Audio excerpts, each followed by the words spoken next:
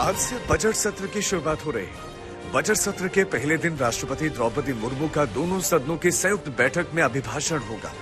साथ ही उपराष्ट्रपति भी अभिभाषण की कुछ लाइनें पढ़ेंगे। अभिभाषण के बाद हर साल की तरह ही आर्थिक सर्वेक्षण पेश किया जाएगा। मोदी सरकार अपने दूसरे कार्यकाल का आखिरी पूर्ण बजट तो कल यानी कि 1 फरवरी को पेश करेगी। बजट सत्र 2 भागों में होगा। पहला हिस्सा 13 फरवरी तक चलेगा, वहीं 14 फरवरी से 12 मार्च तक अवकाश रहेगा। बजट सत्र का दूसरा हिस्सा 13 मार्च से 6 अप्रैल तक चलेगा। संसद के बजट सत्र के मद्देनजर कल रक्षा मंत्री की अध्यक्षता में एक सर्वदलीय बैठक आयोजित की गई थी। बैठक में 27 पार्टियों के 37 नेताओं ने भाग लिया और सभी पार्टियों ने खुलकर अपनी राय रखी। बैठक में सरकार ने कहा कि वो नियमों के अनुसार सभी विषयों पर चर्चा के लिए पूरी तरह तैयार है। विपक्ष ने जो मुद्दे उठाए हैं उससे सत्र के हंगामेदार होने के आसार हैं।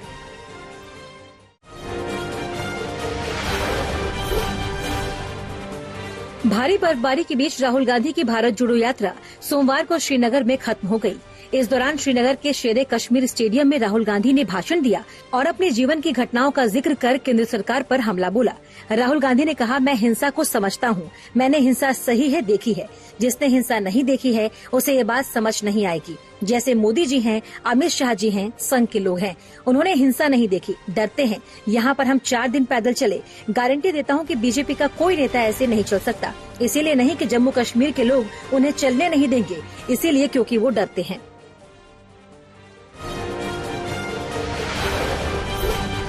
गारंटी देके कह सकता हूं कि बीजेपी का कोई नेता ऐसे नहीं चल सकता है।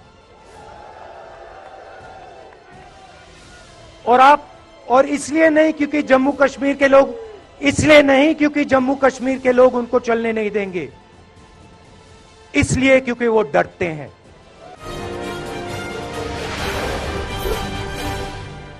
भारत जोड़ो यात्रा के समापन के मौके पर राहुल गांधी के कश्मीर में अपनी यात्रा और सुरक्षा के मुद्दे पर भी बात की। राहुल गांधी ने कहा, मैं जम्मू से कश्मीर जा रहा था तब मेरी सुरक्षा की बात हो रही थी। मुझसे कहा गया कि पैदल चलने पर आप पर ग्रेनेड फेंका जाएगा। मैंने कहा 4 दिन चलूंगा, बदल दो इस टी शर्ट का रंग, लाल कर दो। मगर जो मैंने सोचा था वही हुआ। जम्मू कश्मीर के लोगों ने मुझे हैंड ग्रेनेड नहीं दिया, अपना दिल खोलकर प्यार दिया।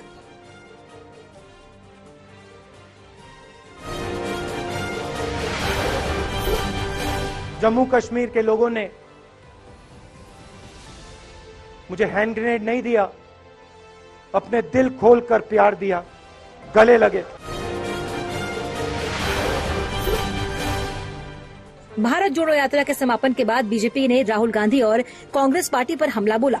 केंद्रीय मंत्री अनुराग ठाकुर ने कहा कि बर्फ के गोलों से खेलते पिकनिक मनाते राहुल जी, प्रियंका जी को मोदी जी का धन्यवाद करना चाहिए कि आज उनके वजह से आप, आपका परिवार, आपकी पार्टी, आपके नेता कार्यकर्ता बेखौफ कश्मीर में घूम रहे हैं, लाल चौक पर झंडा फहरा पा रहे हैं। मगर धन्यवाद करना तो दूर, आप यहाँ भी राजनीति कर रहे हैं।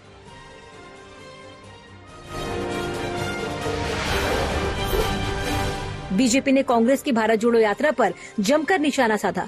बीजेपी प्रवक्ता सुधांशु त्रिवेदी ने भारत जोड़ो यात्रा को लेकर कांग्रेस पर कई सवाल उठाए। सुधांशु त्रिवेदी ने कहा कि कांग्रेस अगर भारत जोड़ो की बात करती है तो ये बड़ी विडंबना की बात है। उन्होंने कहा कि केरल में भारत जोड़ो यात्रा के दौरान कांग्रेस के नेताओं ने सड़क पर बीफ पार्टी की थी। उन्होंने कहा कि इसके बाद पादरी जॉर्ज पूनिया भारत जोड़ो यात्रा के सहभागी बने, जिन्होंने कहा था कि वो भारत की धरती को अपवित्र मानते हैं। तमिलनाडु में राहुल गांधी एसपी उदय कुमार से मिले, जो तमिल पृथकता का बयान तक दे चुके हैं। यात्रा के दौरान सेना पर सवाल उठाया गया।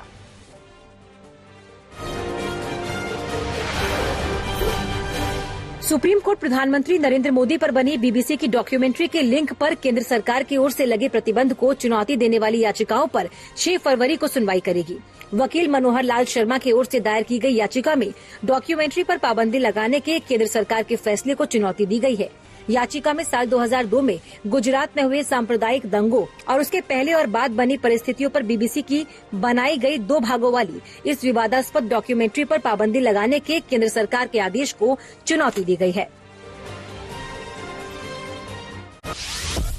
महाराष्ट्र में कार्यक्रम में शामिल होने पहुंचे यूपी के सीएम योगी आदित्यनाथ ने कहा कि अवैध धर्मांतरण वालों की मंशा कभी सफल नहीं होगी। देश अब जाग चुका है।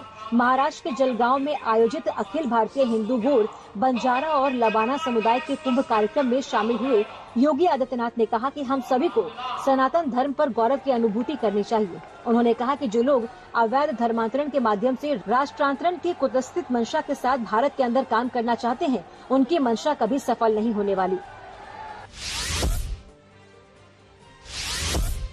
बिहार के सत्ताधारी जेडीयू में मचे सियासी घमासान के बीच मुख्यमंत्री नीतीश कुमार ने बड़ा ऐलान किया। नीतीश कुमार ने कहा कि वो मरते दम तक बीजेपी के साथ नहीं जाएंगे। नीतीश कुमार ने कहा कि मुझे मर जाना कबूल है, लेकिन बीजेपी के साथ जाना नहीं।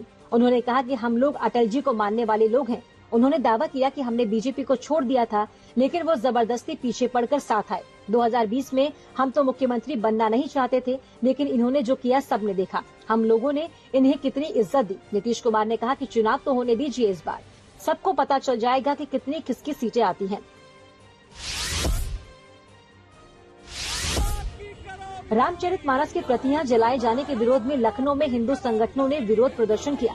इस बीच रामचरितमानस की प्रतियां जलाए जाने के आरोप में स्वामी प्रसाद मौर्य समेत 10 लोगों के खिलाफ एफआईआर दर्ज की गई है और 5 लोगों को गिरफ्तार किया गया।